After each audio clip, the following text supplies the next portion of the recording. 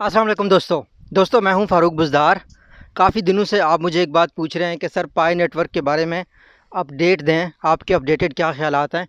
इसको काफ़ी सारे लोगों ने फ्रॉड कहा है और काफ़ी ज़्यादा इसके ऊपर ब्लॉग्स भी लिखे गए हैं कि पाई नेटवर्क सही नहीं है, ये फ्रॉड है, या इस हवाले से इस तरह की बातें हुई हैं। देखें, मैंने पहले भी इसके ऊपर 2 वीडियोज़ बनाए थे। मैंने आपको बताया था कि ब्लॉकचेन या क्रिप्टो करेंसी किस कदर इम्पॉर्टेंट है। एक बात तो फैक्ट है कि क्रिप्टो या ब्लॉकचेन फ्यूचर है। हमारे मौजूदा फाइनेंशियल सिस्टम में बहुत गैप्स हैं, उनको एक अपडेटेड सिस्टम चाहिए। अब वो हुकूमतें कब कबूल करती हैं, ये हुकूमतों के ऊपर है, कितनी जल्दी कबूल करती हैं।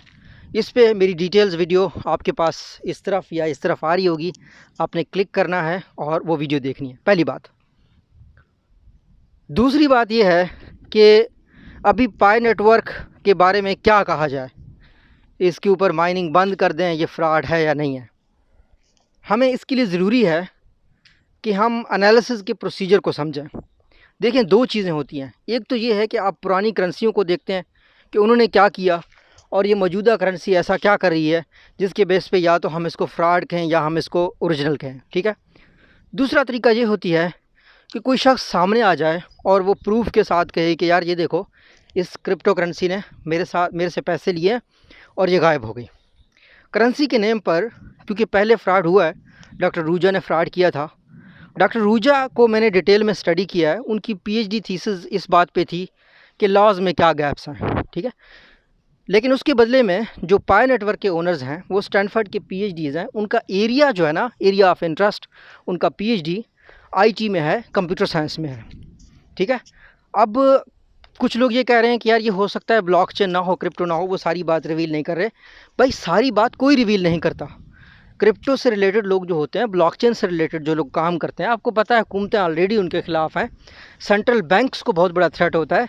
सो they are not going to tell you everything, okay, their complete plan and everything. ये एक बात तो आप इस बात को तो याद रखें। दूसरी बात यह है कि अभी तक कोई पाई नेटवर्क का कोई बंदा कहे कि यार पाई नेटवर्क को बेचा जा रहा है, इसकी करेंसी होगी या नहीं होगी, मेरे साथ फ्रॉड हुआ है, ऐसा भी कोई केस नहीं आया। ना ही वो आपसे कोई पैसे मांग रहे हैं। अभी तक तो इसकी प्राइस ही सेट नहीं हुई। तो इस स्टेज पे करेंसी के बारे में कोई बात करना मेरे ख्याल में नामुनासिब होगी। लेकिन फिर भी चलो देख लेते हैं कि आपका जो बिटकॉइन था वो किस फेज़ से गुज़रा, पाई किस फेज़ से गुज़र रहा है, दोनों का कंपैरिजन करते हैं, ठीक है। यहाँ पे मैं हरगिज़ ये नहीं कह रहा कि भाई बिटकॉइन का कोई कंपैरिजन बनता है पाई नेटवर्क के साथ। बिटकॉइन बहुत बड़ी रियलिटी है और करेंसी है, लेकिन हम सिर्फ समझने के लिए कर रहे हैं कि भाई बिटकॉइन की तारीख क्या है और उसके बदले में जो मौजूदा पाई नेटवर्क लॉन्च हुई है उसकी क्या तारीख है, उससे हम क्या सीख सकते हैं। दोस्तों, बिटकॉइन पहली दफ़ा जो वेबसाइट बना था बिटकॉइन का, वो 2008 में बना था, ठीक है। पहली दफ़ा लॉन्च हुआ था ये जनवरी 2009 में लॉन्च हुआ था, जनवरी 2009 में। उस वक्त इसकी कोई वैल्यू नहीं थी। मार्च 2010 तक एक बिटकॉइन की कोई वैल्यू नहीं थी। सिर्फ कुछ लोग थे जो आपस में एक दूसरे के साथ बिटकॉइन शेयर करते। कोई प्राइस सेट नहीं थी, कोई वैल्यू नहीं थी, इट वाज नथिंग, ठीक है। ये तकरीबन 1 साल बिटकॉइन ऐसे रहा है, ठीक है।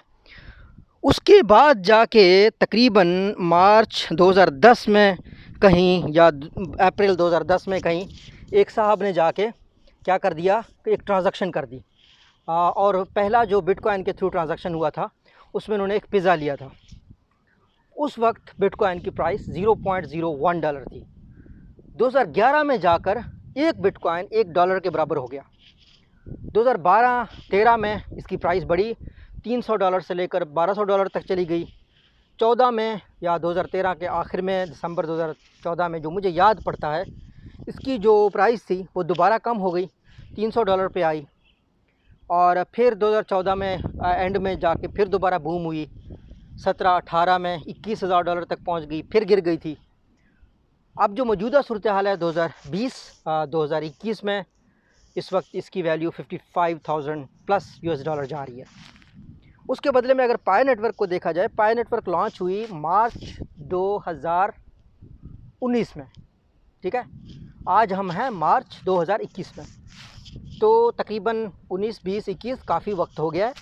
जिस तरीके से बिटकॉइन ने अपने 2 साल गुजारे, उस तरीके से पाई नेटवर्क में 2 साल में कुछ ख़ास अचीवमेंट नहीं की है, ये बात माननी पड़ेगी। ख़ास ऐसे मौके पर जब बिटकॉइन एक इनिशियल करेंसी थी और पाई नेटवर्क एक ऐसे मौके पे आई है जब पहले से एस्टैब्लिश्ड बहुत ज़्यादा क्रिप्टो करेंसियाँ हैं, लोगों में क्रिप्टो करेंसी की समझ-बूझ है और इसके बनाने वालों का अच्छा बैकग्राउंड है, अच्छे इंस्टीट्यूट से ताल्लुक़ है, अच्छी पीएचडी है।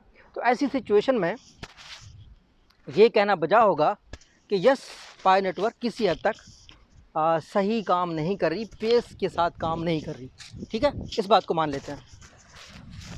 अब सवाल ये पैदा होता है कि पाई नेटवर्क फ्यूचर में क्या करने जा रही है। किसी के साथ फ्रॉड नहीं किया, ये बात तो एस्टैब्लिश्ड है, लेकिन इसके वैल्यू के हिसाब से बारिश होने लगी है यहाँ पे। वैल्यू के हिसाब से बिटकॉइन को क्या क्या एडवांटेजेस मिले थे जिसकी वजह से बिटकॉइन बहुत जल्दी आगे निकला और पाई नेटवर्क नहीं निकल रहा। 2008 में दोस्तों फाइनेंशियल क्राइसिस हुआ था। आप में से जो लोग फाइनेंस को पढ़ते हैं या बिज़नेस स्टूडेंट्स हैं, मेरे साथ जितने भी स्टूडेंट्स को मैं पढ़ाता हूँ, मैं उनको एक डॉक्यूमेंट्री दिखाता हूँ, इनसाइड जॉब। आपने अगर वो नहीं देखी तो आप ज़रूर देखिएगा कि लीमन या सिटी बैंक, कितनी बड़ी बड़ी बैंक्स होती थी।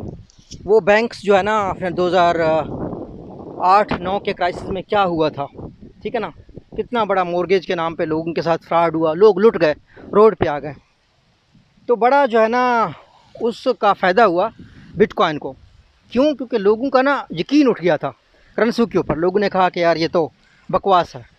ठीक है, तो एक फ़ायदा उसको ये हुआ था। अब भी 2019, 20, 21 में कोई ख़ास ऐसा फाइनेंशियल क्राइसिस हमारे सामने आया नहीं है जिसका फ़ायदा नहीं हुआ पाई नेटवर्क को या बाकी जितनी भी करेंसी हैं।